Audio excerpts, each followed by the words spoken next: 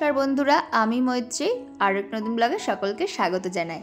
এটা ছিল বালি ট্রিপের চতুর্থ পর্বের ভিডিও। তো আজকে কিন্তু টোটাল ব্যাঙ্গালোর থেকে আমরা ডেনপাসার মানে বালির এয়ারপোর্ট অবধি কীভাবে গেলাম সেই জার্নিটাই তোমাদের সাথে শেয়ার করব। সিরিজের অলরেডি তোমরা 3টে ভিডিও দেখে নিয়েছো, যারা এখনও দেখোনি আমরা ফেসবুক বা ইউটিউব চ্যানেলে গিয়ে দেখতে পারো। তো দেখতেই পেলে যে আগের দিন তো আমরা মালয়েশিয়ায় যাওয়ার জন্য ব্যাঙ্গালোর থেকে প্লেনে উঠে পড়েছিলাম, আর কিছুক্ষণের মধ্যেই দেখছো প্লেনের লাইটটা অফ করে দিয়েছিল। আর অনেক রাতের ফ্লাইট যেহেতু ছিল, যখন প্লেনটা মানে টেক অফ করলো আর কি, ওপর দিকে উঠলো, পুরো শহরটাকে যেন মনে হচ্ছে আলোয় মুড়ে দিয়েছে, দেখতে এত সুন্দর লাগছিল। প্লেন ছাড়ার পরে কিন্তু এয়ার হোস্টেস এসে কিন্তু চেক করছিল সবার বেল্ট বাঁধা আছে কিনা ঠিকঠাক। আর তোমাদের তো আগের দিন মালয়েশিয়ান এয়ারলাইন্সের ড্রেসটা দেখিয়েছিলাম, খুব সুন্দর, আর মহিলাগুলোও কিন্তু দেখতে খুব সুন্দর। আর এরপরে দেখো যেহেতু রাতের ফ্লাইট ছিল, তো আমাদের উঠেই কিন্তু মোটামুটি তাড়াতাড়ি আমাদের রাতের ডিনারটা সার্ভ করে দিয়েছিল। দেখতে পাচ্ছ দিয়েছে একটা পুডিং, ছিল ডেজার্ট, তারপরে ছিল হচ্ছে হরিয়ালি চিকেন, রাজমার একটা তরকারি, জিরা রাইস, পরোটা, অনেক কিছু। তার সাথে তো complimentary hard drink soft drink থাকে, আমি তো সফট ড্রিঙ্ক নিয়ে নিয়েছিলাম, আর সাথে বাটার, জল। তো যেহেতু অনেকক্ষণ খাওয়া দাওয়া নেই বলেইছিলাম, তো তোমরা যারা আগের ভিডিওটা দেখেছো থার্ড সিরিজে আমি বলেছিলাম যে আমরা কিন্তু অর্ডার করেও খেতে পারিনি। আর এইটা ছিল একটা ভেজ মিল, মানে আমরা তো নন ভেজ নিই, তারা আমাদের সাথে যে বন্ধুটা ছিল রবি, ও কিন্তু ভেজ মিল নিত। তো ভেজ মিলটাও আমি কিন্তু ট্রাই করেছিলাম, মানে ওরা এক্সেস খাবার বেঁচে গেলে কিন্তু আর চেলে আবার দেয়, তো আমি একটু ভেজ মিলটা ট্রাই করেছিলাম, নন ভেজটা আর ভালো লাগছিল না। আর পেটে তো ভীষণ খিদা ছিল, আর খেয়ে দিয়ে কিন্তু রাতে ঘুমিয়ে পড়েছিলাম, মানে কখন যে চোখটা খুলেছে আর বুঝতেই পারিনি। যখন অর্ধেক লোক মানে ভোরবেলায় ঘুমে ব্যস্ত, দেখতেই পাচ্ছ পড়ে যাচ্ছে ঘুমে, তখন কিন্তু আমার চোখটা খুলে যে দৃশ্যটা দেখলাম সত্যিই মনটা ভরে গেল। তখন মনে হলো যে না, ঘুম থেকে ওঠাটা সার্থক হয়ে গেছে। ও প্লেনটা মানে মেঘের মধ্যে দিয়ে যাচ্ছে, আর সূর্যের আলোটা ওপর দিয়ে যখন পড়েছে পুরো মেঘের মধ্যে স্প্রেড হয়ে গিয়ে দেখতে যে এত সুন্দর লাগছিল, যখন মানে দেখছি যেন আমার চোখটা এত শান্তি পাচ্ছিল কি বলবো। বিদেশ যাত্রাটা আমাদের কাছে কিন্তু একটা স্বপ্নেরই মতো, তাই এই সফরের প্রত্যেকটা মুহূর্তকে আমি ক্যামেরাবন্দি করবো না সেটা তো হয় না। তো সেই কারণে কিন্তু প্রত্যেকটা মোমেন্টকে আমি ক্যাপচার করেছি, সেটা কিন্তু তোমাদের সাথে ভাগও করে নিচ্ছি। আর তোমরা কিন্তু প্লিজ প্লিজ প্লিজ কমেন্ট করো, তাহলে কিন্তু আরও ভালো লাগবে। আর তোমরা যদি পাশে থাকো, আশা রাখছি আরও এগিয়ে যেতে পারবো। তোমরা প্রচুর ভিডিও দেখো কিন্তু কেউ সাবস্ক্রাইব করো না বা ফলো করো না, সত্যি বলছি, মানে জানি না কেন। ভিডিওগুলো কি ভালো লাগে না? তাহলে তোমরা সেটা কমেন্টে বলো, তো সেটাও বলো না, কিন্তু কিছু তো বলো, ভালো লাগবে তাহলে। আর দেখতে দেখতে দেখতেই পাচ্ছ আমরা মালয়েশিয়ায় পৌঁছে গেছি, মানে মালয়েশিয়ায় নামার ঠিক আগের মুহূর্ত। আস্তে আস্তে কিন্তু মোটামুটি মানে পুরো দিক আলোকিত হয়ে যাচ্ছিল। আর মালয়েশিয়ায় আমাদের ফ্লাইট নামার কথা ছিল 8টা, মনে করো আমাদের এখানকার টাইমের থেকে যেহেতু ওখানে 2.5 ঘন্টা এগিয়ে, তো আমাদের এখানে মোটামুটি ইন্ডিয়ান টাইমে 5:30 মতো বাজে। আর কিছুক্ষণের মধ্যে কুয়ালালামপুর ল্যান্ড করবে। দেখতে পাচ্ছ ওপর থেকে ভিউটা, দেখলে পুরো মেঘের মধ্যে এখন অনেকটাই স্পষ্ট হচ্ছে আস্তে আস্তে। আমরা এই কুয়ালালামপুরের মাটি ছুঁলাম।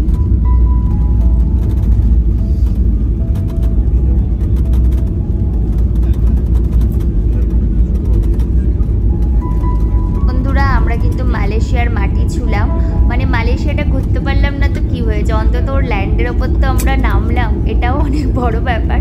তো এই কুয়ালালামপুর থেকে কিন্তু অনেকে বিভিন্ন জায়গায় ঘুরতে যায়, যেমন টুইন টাওয়ার্স, পেট্রোনাস টাওয়ার, সবগুলো ঘুরে ফিরে দেখতে পারা যায়। আর সকালের দিকের ওয়েদারটা তো ভীষণ ভালো থাকে, আর চোখ খুলে যদি এরকম মানে সিনারিও হয় তাহলে তো কোনো কথাই হবে না। দেখো কত সুন্দর লাগছে, পুরো রোদ মানে সূর্য একদম মাথার কাছে চলে এসছে, আমরা নেমেও পড়েছি। গুড মর্নিং, কোথা থেকে বলছি গুড মর্নিংটা? আজকে শুরু করছি কুয়ালালামপুর থেকে।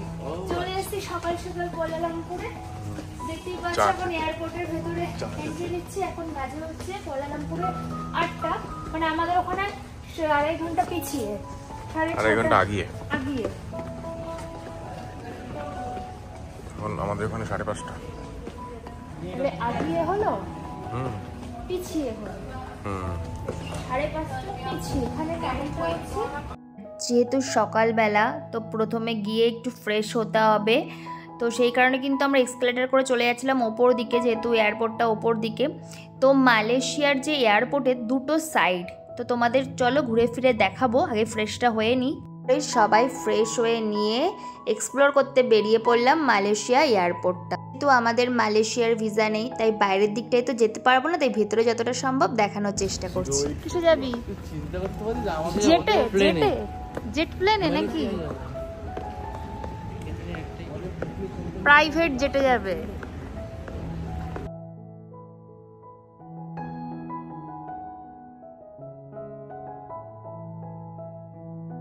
আমাদের মতো কুড়ে মানুষ কি আর হয়, মানে যখনই এগুলো দেখি উঠে পড়ি।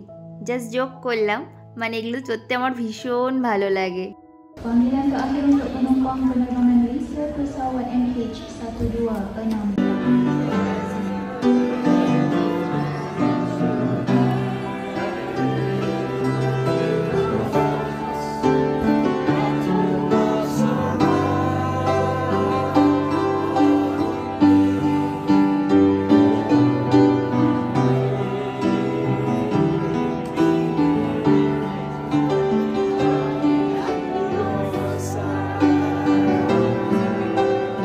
এয়ারপোর্টে যেতে যেতে দেখি এরকম একটা লোক গান করছে, আর ওনাকে কিন্তু জয়েন করলো কিছুজন এসে।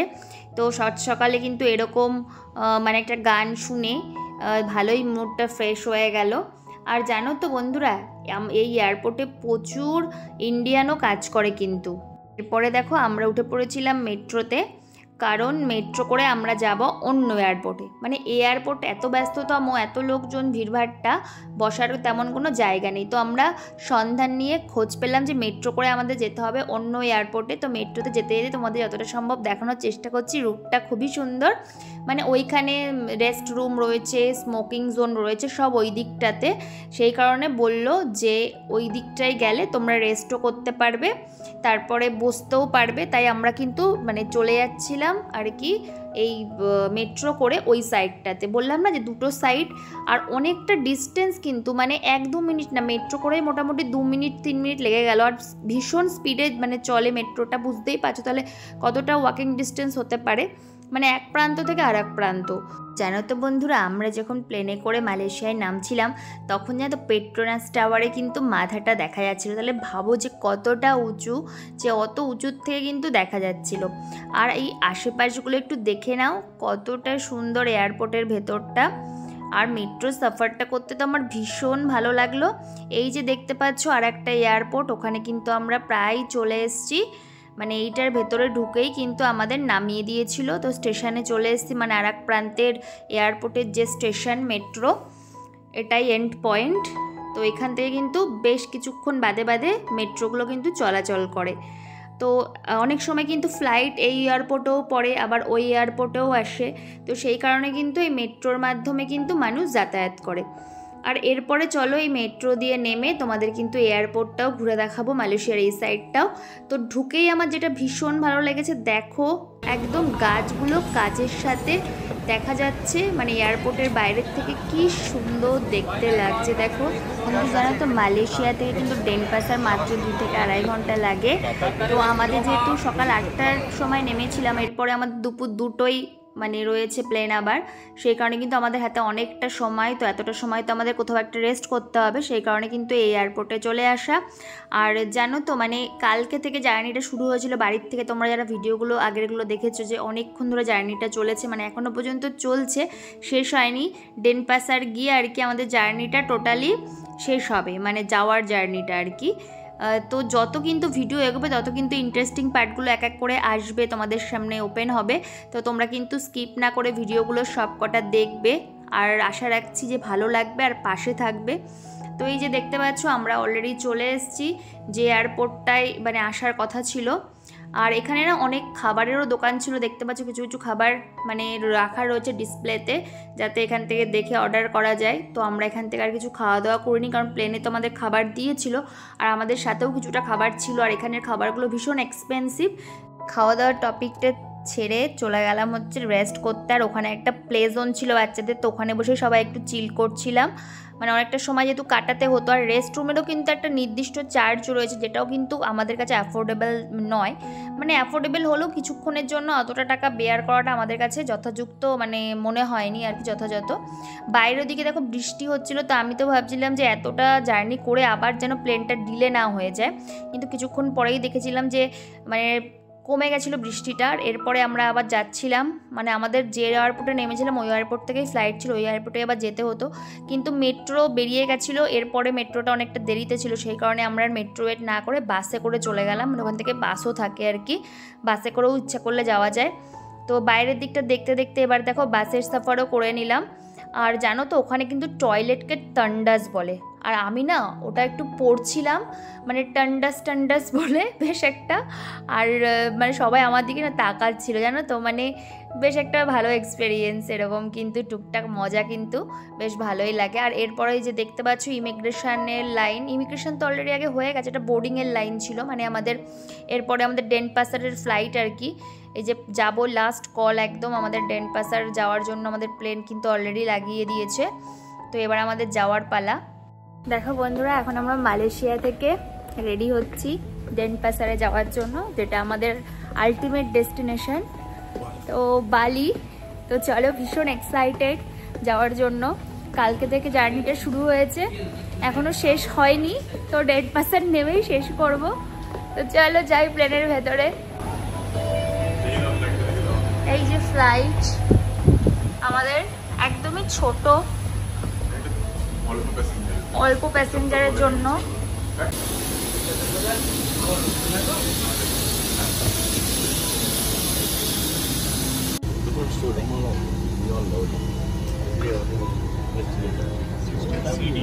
ক্লাস আলাদা, বুঝেছো? হ্যাঁ 16, তাহলে মনে হয় আবারই মনে হয় আলাদা পড়েছে।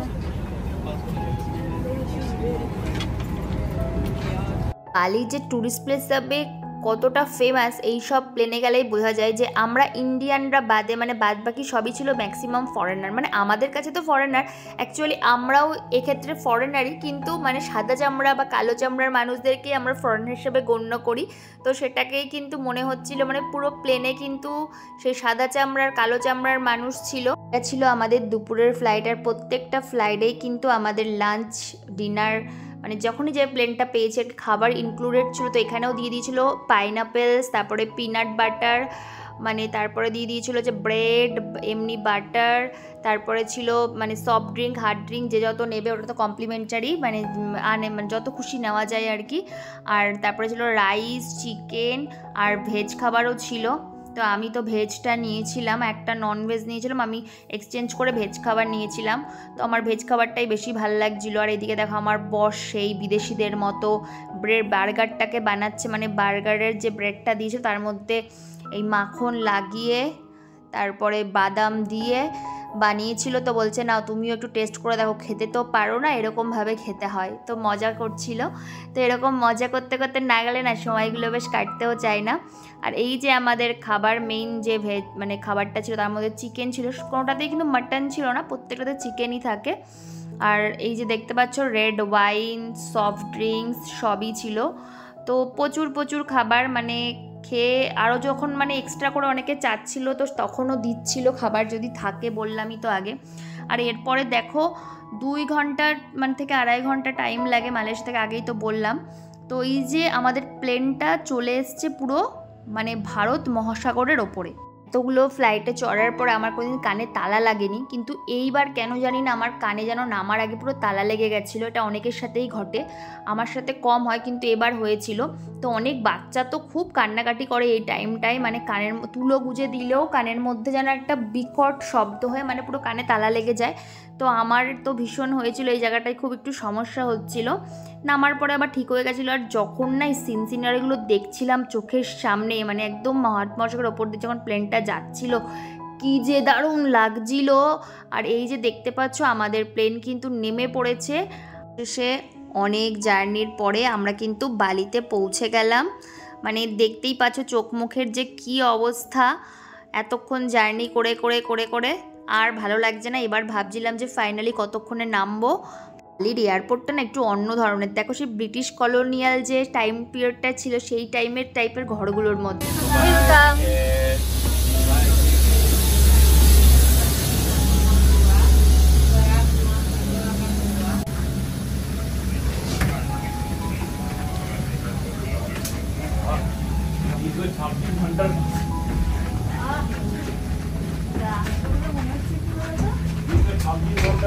ছাব্বিশ ঘন্টা পর আমরা বালিতে পৌঁছলাম। ও মাই গড, ফাইনালি আমরা বালিতে পৌঁছে গেছি। কিন্তু আর সেই এক্সাইটমেন্ট দেখাতে পারছি না, কিন্তু মানে মুখ চোখগুলো দেখে বুঝতে পারছো 26 ঘন্টার জার্নি। ও আচ্ছা, পিছনে ক্যামেরা দিয়ে हम है, ये हमारा पति देव है, तो हम दोनों मिलकर पहुंच गए हैं Bali. Finally after a lot of hustle 26 hour journey we came to Bali। ইনপাসারে এন্ট্রি করতেই কাঁচ দিয়ে তৈরি খুব সুন্দর একটা স্কাল্পচার দেখতে পেলাম, তো তার সামনে দাঁড়িয়ে কটা ছবি তুলে নিলাম আর কি। তারপরে তো যাচ্ছিলাম আস্তে আস্তে ভেতর দিকে। দেখো বালি এয়ারপোর্টের মানে বালির অ্যাকচুয়ালি ডেনপাসার এয়ারপোর্ট, তো এইখানে এত সুন্দর ভিউ, পুরো কাজটাই অন্যরকম। দেখো পুরো চারিদিকটা দেখাচ্ছি, পুরো কাজটা একদম অন্যরকম ধরনের।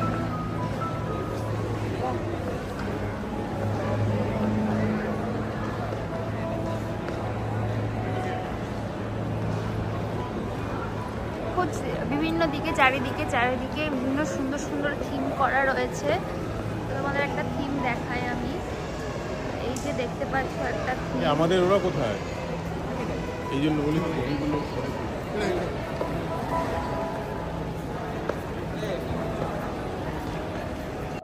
এই নিয়ে কিন্তু 4টে ব্লক চলে এসছে। এখানেই আমাদের প্লেন জার্নিটা শেষ হলো, মানে যাওয়ারটা আর কি।